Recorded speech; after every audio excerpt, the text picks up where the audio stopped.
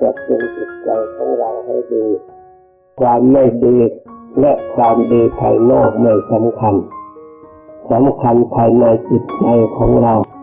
จิตใจของเรานี่สามารถที่จะเหนือสิ่งภายนอกได้ถ้าเราอบรมดีแล้วจิตใจอากาศหนาวแต่จิตใจอากาศหนาวแต่จิตใจไม่หนาวก็ได้อากาศร้อนแต่จิตใจเย็นก็ได้สิ่งเหล่านี้สำคัญอยู่ที่ใจของเราพระพุทธเจ้าของเราพระองค์ได้บังเกิดขึ้นในโลกเหมือนกับคนทั้งหลายทั่วไป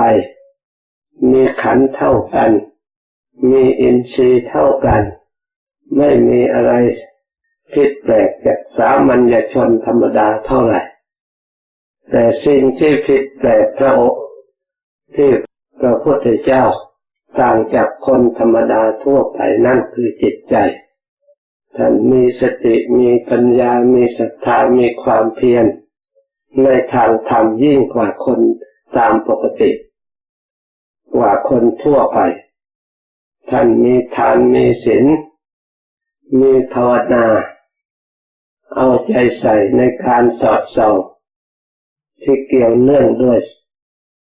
อัตภาพร่างกายและจิตใจมากกว่าคนธรรมดาคนธรรมดาทั่วไปเอาใจใส่ในวัตถุสิ่งภายนอกเกิดมาแล้วก็ดิ้นรนกับสิ่งที่ภายนอกในวัตถุต่างๆกลัวจะไม่สมบูรณ์บริบูรณ์กลัวจะบกพร่องกลัวจะไม่เพียงพอกลัวจะไม่ได้เพลิดเพลินไม่ได้สนุกไม่ได้เล่นไม่ได้ปล่อยตามลำพังเกิดความมัวเมาลุ่มหลงแต่องค์สมเด็จพระสัมมาสัมพุทธเจ้านั้นพระองค์มีวิริยะอุตสาหะพยายามต่างจากคนอื่นพระองค์ประรบถึงชีวิตส่วนพระองค์และชีวิตของสัตว์ทั้งหลายมากเรียนรู้ชีวิตว่าอะไรเป็นชีวิตที่ความสุขที่แท้จริงพระองค์ค้นคว้าหาชีวิตที่แท้จริงที่ให้เกิดความสุขชีวิตอยู่ด้วยการโอ้อาเครื่องบำรุงส่งเสริมทุกสิ่งทุกอย่างพระองค์ก็ได้ประสบแล้วความสุขที่มีอยู่ในโลกความสุขประกอบไปโดยรูป โดยเสียงโดยกลิ่นโดยรสโดยสัมผัสต่างๆพระองค์ไม่ขาดตกบกพร่องแต่ถึงอย่างนั้นความสุขนั้นก็ยังไม่ทำให้จิตใจนั่นอิ่ม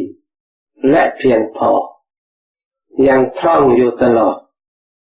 ยังหิวโหยอยู่ตลอดยิ่งติดมากเท่าไหร่ยิ่งหิวยิ่งโหยมากทำให้จิตใจอ่อนแอไม่เข้มแข็งไม่เป็นตัวของตัวเพราะติดสิ่งใดก็ย่อมเป็นทาสแห่งสิ่งนั้นย่อมรับใช้แห่งสิ่งนั้นพระองค์จึงสลดสังเวชใจเมื่อถึงคราวแล้วสิ่งเหล่านั้นจะต้องจากไปหรือพระองค์จะต้องจากสิ่งเหล่านั้นไปไม่ได้สมหวังไม่ได้อิ่มหนำสำราญไม่ได้เป็นตามความต้องการแม้แต่น้อยเมื่อพระองค์ไม่มองเห็นความอิ่มความเต็ม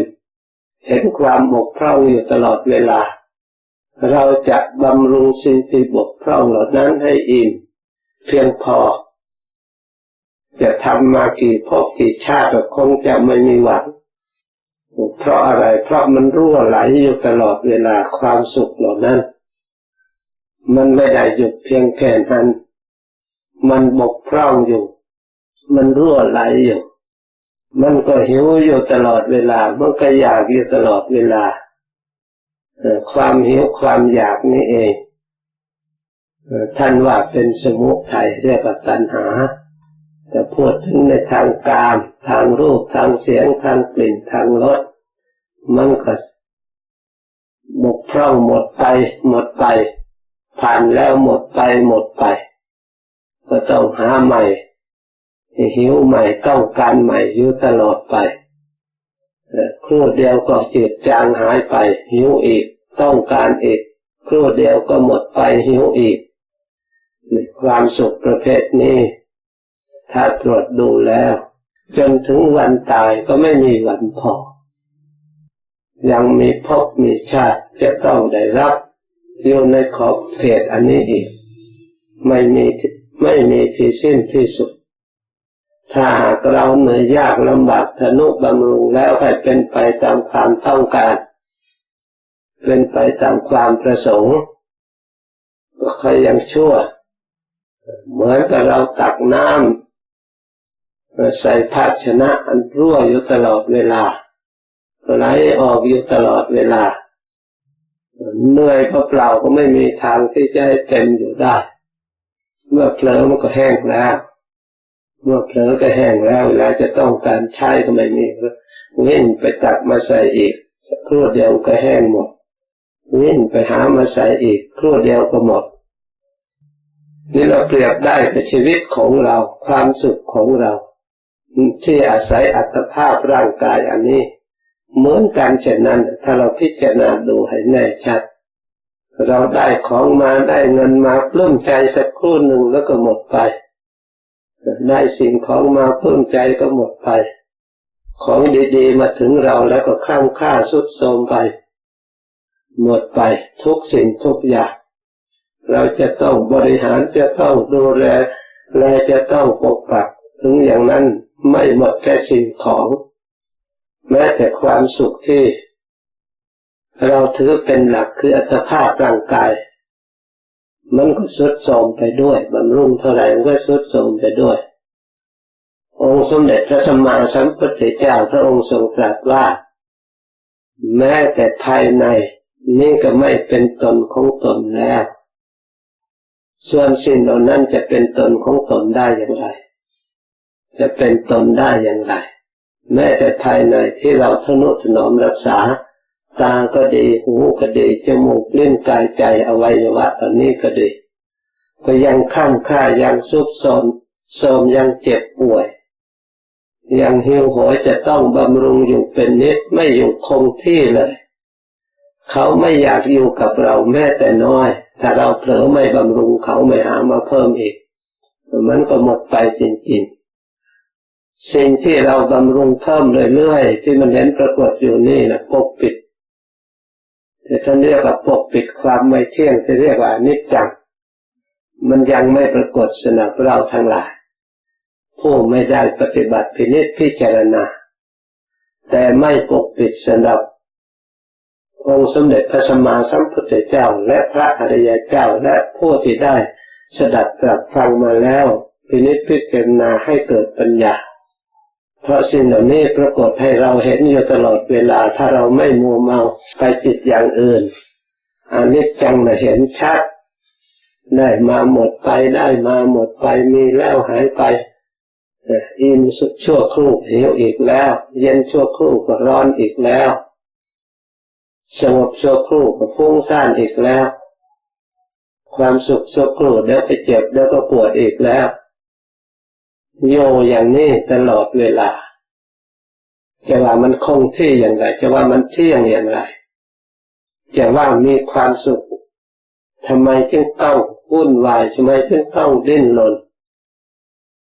การดิ้นรนการแสวงหาการนี้พระพุทธเจ้า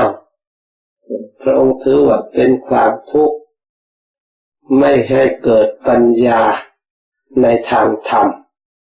ให้เกิดความหมกมุ่นมัวเมาในภพในชาติหาหนทางออกไม่ได้ถ้าเรามาศึกษาธรรมคำสอนพระพุทธเจ้าแล้วปฏิบัติตามสอดส่องตามพระองค์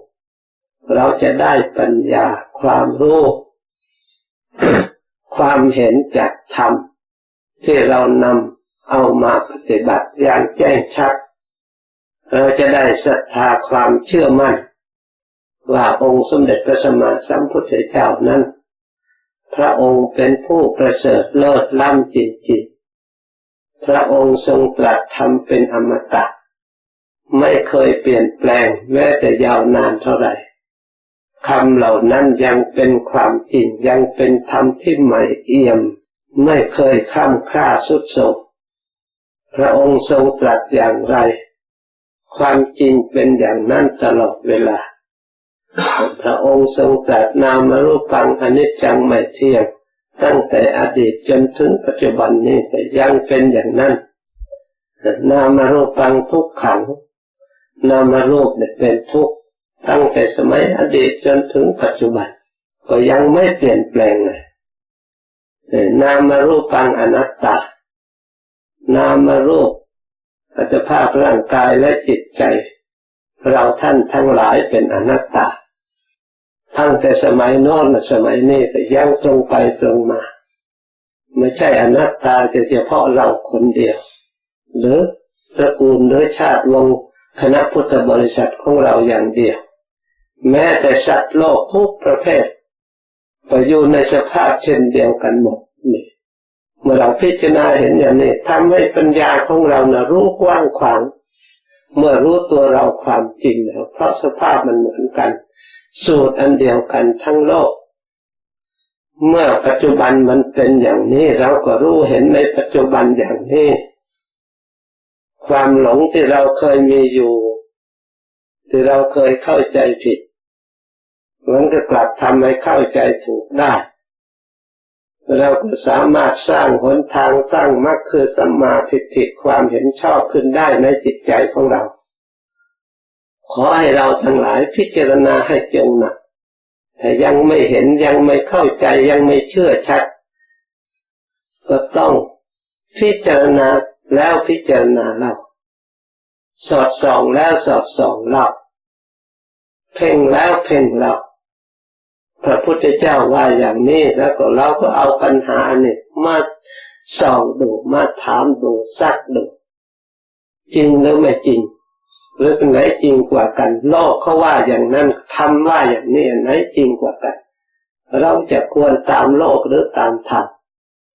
เราควรตามเราหรือตามธรรม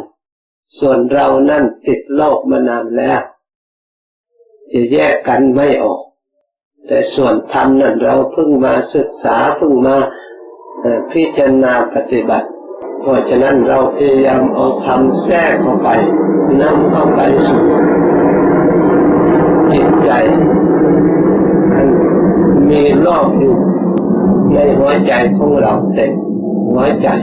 แต่เราสอดส่องพินิจพิจารณาด้วยสติด้วยปัญญาตามหลักธรรมคำสอนที่เราได้ยินได้ฟังมาแล้วสามารถที่จะถอดถอนสิ่งที่ยังไม่รู้ได้ให้เกิดความรู้ขึ้นมา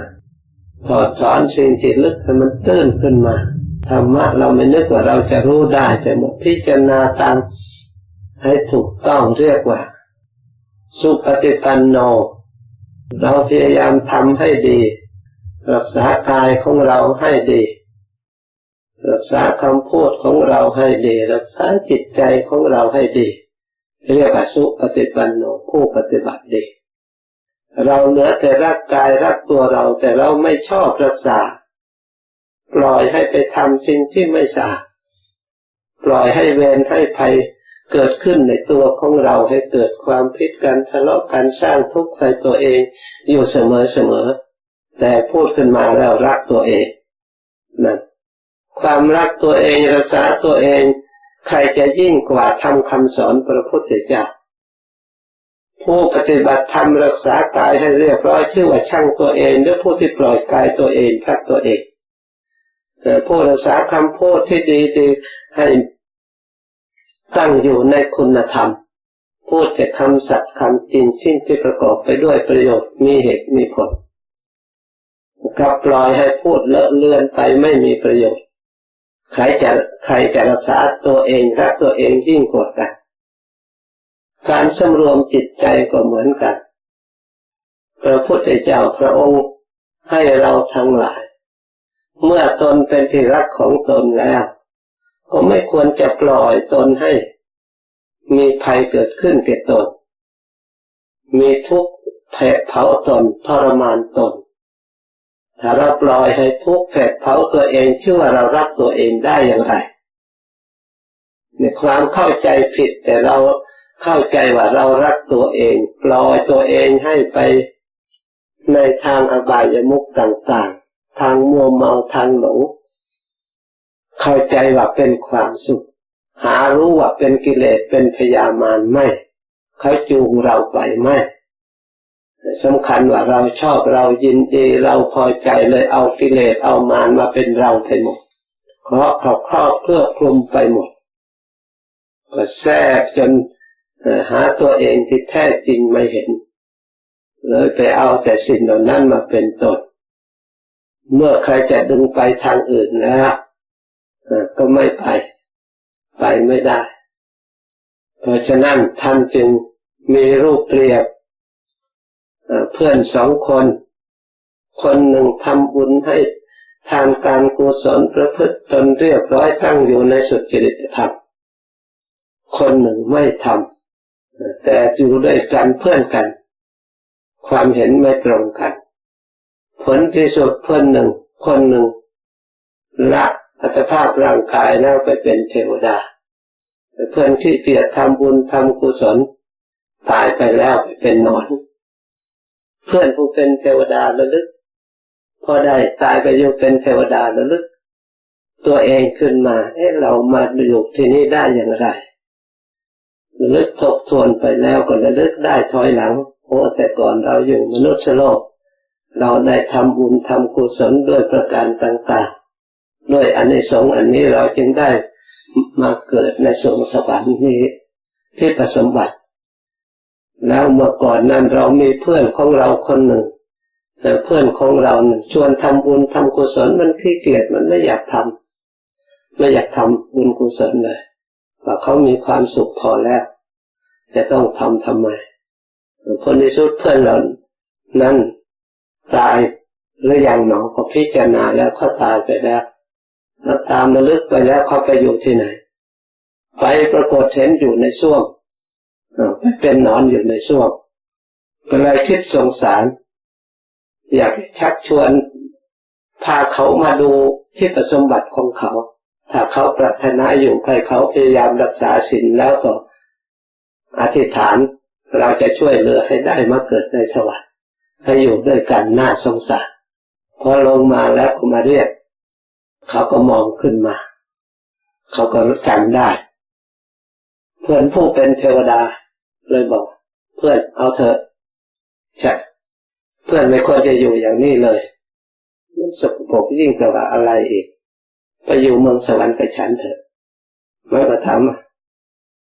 เมืองสวรรค์ของแกมันดีอย่างไรโอ้ยดีมีทุกอย่างอยากจะกินอยากได้อะไรก็นิรมิตเอาก็ได้มาสำเร็จทุกอย่างเขาก็เลยขอโทษนึกว่ามีความสุขความเจริญจะต้องนิรมิตนึกว่าวิเศษวิโสของฉันไม่ต้องนิรมิตเลยถึงเวลาเข้ามาให้นะสงสารแกเขาอุตส่าห์ทำบุญแล้วไปอยู่เมืองสวรรค์จะได้ความสุขยิ่งกว่าฉันจะต้องนิรมิตแล้วจึงได้กินเขาไม่ต้องอยู่เฉยๆเขาก็เอามาส่งเพื่อนจะไม่อยู่ด้วยกันก็ได้มีช่องว่างเขาที่จะอยู่ได้นั่นนิทานเรื่องนี้รูปเปรียบพระพุทธเจ้าพระองค์ผู้มีพระมหากรุณาธิคุณว่างทำวินัยไว้ชักชวนให้มนุษย์ทั้งหลายดึงมนุษย์ทั้งหลายให้ออกจากความเป็นอยู่ในปัจจุบันซึ่งที่ประณีตละเอียดสูงยิ่งกว่านี้มีอยู่แต่ก็ไม่เห็นด้วยมนุษย์บางประเภทขัดข้านอยู่ตลอดเวลาไม่พยายามที่จะรู้ไม่พยายามที่จะเห็นไม่พยายามที่จะให้เป็นตามที่พระองค์แนะนำสั่งสอนไว้นึกว่าเกิดเป็นมนุษย์อยู่อย่างนี้ก็มีความสุขหนักหนาแล้วในเมืองสวรรค์มีอะไรบ้างถามว่าไม่มีเหล้ากินน้อยกูไม่ไปหรอกไม่มีมาเที่ยวไม่มีบุหรี่สูบไม่มีตลาดเที่ยวเล่นไม่มีโรงอบอาบนวดไม่มีหนังโรงหนังดูมันก็ไม่อยากไปนะเพราะฉะนั้นสัตว์โลกทั้งหลายมันถูกสิ่งที่ครอบงำจะเรียกว่ามารก็ดีกิเลสก็ดีไม่สามารถมองเห็นที่สิ่งที่ประณีตละเอียดต่อไปอีกจึงปกปิดไว้ให้หมกมุ่นอยู่ในที่นี้ไปไม่รอด ทำคำสอนขององค์สมเด็จพระสัมมาสัมพุทธเจ้าที่พระองค์ทรงได้วางไว้ให้ศึกษาเพื่อเป็นเครื่องส่องทางก็ไม่อยากศึกษาให้ดำเนินตามก็ไม่มีกำลังใจที่จะดำเนินตามติดนั่นติดนี่ขัดนั่นขัดนี่เครื่องผูกไว้รอบด้านเวลาสละเวลาอยู่กับสิ่งเหล่านั้นด้วยอมิตรด้วยวัตถุก็น่าสงสารอยู่เหมือนกันใครเล่าจะรักตนเองยิ่งกว่าพระพุทธเจ้าสอนให้ชำระตัวเราให้สะอาดชำระกายให้สะอาดชำระวาจาให้สะอาดพระพุทธเจ้าสอนให้เราสงบแต่เราไม่ชอบสงบเพราะฉะนั้นทำคำสอนพระพุทธเจ้าเมื่อเราตรวจตรองดีให้ดีแล้วพระพุทธเจ้าพระองค์หวังประโยชน์เกื้อกูลแต่เราทุกคนเราควรจะเรานั่นแหละไม่หวังประโยชน์แก่ตัวของเราเองไม่เห็นประโยชน์ไม่ให้ความสำคัญแก่ตัวของเราเองไม่ให้สำคัญในเงินในทองในวัตถุในข้าวในของมากกว่าตัวของตัวเองจนติดคุกติดตารางข้าวฟันรันชัยปราบประหารเพราะวัตถุเพราะหวงแหนทะเลาะกันเลยไม่ให้ความสำคัญในชีวิตของตัวเองที่ได้เกิดมาเป็นมนุษย์ที่พระพุทธเจ้าพระองค์ทรงสั่งสอนกิจโฉมนุษย์ปฏิละโภที่เราได้อัตภาพมาเป็นมนุษย์ท่านว่าดีแล้วมีเครื่องมือสามารถที่จะสั่งสมอบรมบารมีอินทรีย์ให้แก่กล้ายิ่งขึ้นไปยกฐานะของเราให้สูงยิ่งขึ้นไปถ้าเราใช้มนุษย์สมบัตินี้ให้ถูกต้องเหมือนกับพ่อแม่รักลูกแล้วก็พยายามมอบสมบัติให้ลูกให้ศึกษาเล่าเรียนเพื่อให้ได้สมบัติอันมั่นคงเพราะเงินทองนั้นถึงเรามีถ้าเราไม่มีความรู้ใช้จ่ายไม่เท่าไรก็หมดมอบสมบัติเราบอกลูกตั้งใจศึกษาเราเรียนถึงเงินอันนี้หมดไปก็ตามแต่ถ้าเราเรียนมีความรู้ดีแล้วเงินย่อมได้ขึ้นมาอีกตลอดชีวิตเพราะความรู้ไม่รู้จักหมดลูกไม่เชื่อพอได้เงินไปแล้วถ้ารู้เล่นหมดไปใช้จ่ายหมดผลที่สุดหมดเงินแล้วความรู้ก็ไม่มีก็ทำลำบากชั้นใดก็ดีองค์สมเด็จพระสัมมาสัมพุทธเจ้าก็เช่นเดียวกันลูกได้อัตภาพร่างกายเป็นมนุษย์ดีนักหนานะควรใช้อัตภาพอันมนุษย์นี่ให้เป็นประโยชน์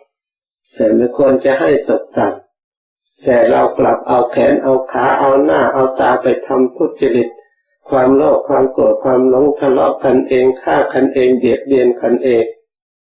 มัวเมาไม่ให้เกิดปัญญาอันลึกซึ้งอันแยกภัยในการรักษาตัวเองสร้างภัยอันตรายขึ้นมานี่เป็นอย่างนี้เราทั้งหลายเพราะฉะนั้นให้ตรวจพินิจพิจารณาเราควรเชื่อพ่อคือองค์สมเด็จพระสัมมาสัมพุทธเจ้าผู้ทรงเมตตาเราอย่างสูงที่สุดสมบัติที่มอบให้ก็คือทำคำสั่งสอนของพระองค์เป็นสมบัติอันล้ำค่าไม่มีใครหาสมบัติอย่างนี้มอบให้เราได้อีกแล้วมีแต่พ่อของเราเท่านั้นเพราะฉะนั้นเราเคารพกราบไหว้ในพระองค์ด้วยแล้วก็ปฏิบัติตามรักษาสมบัติของพระองค์ที่มอบไว้ให้เกิดประโยชน์แก่ตัวของเรารักษาสมบัติของเราอันล้ำค่าอันนี้ให้ได้กำไรชีวิตของเราเมื่อเราทั้งหลายได้ยินได้ฟังแล้วกำหนดจดจำให้ดีตั้งใจรักษาสมบัติอันนี้ให้เกิดประโยชน์มาใช้ในเรื่องศีลใช้ในเรื่องสมาธิใช้ในเรื่องปัญญาใช้ตามเจริญรอยตามองค์สมเด็จพระสัมมาสัมพุทธเจ้าและพระอริยเจ้าทั้งหลายชื่อว่าชีวิตของเราก็จะผ่องใสกายของเราก็จะผ่องใสจิตใจของเราก็จะผ่องใสเป็นกำไรในทางความ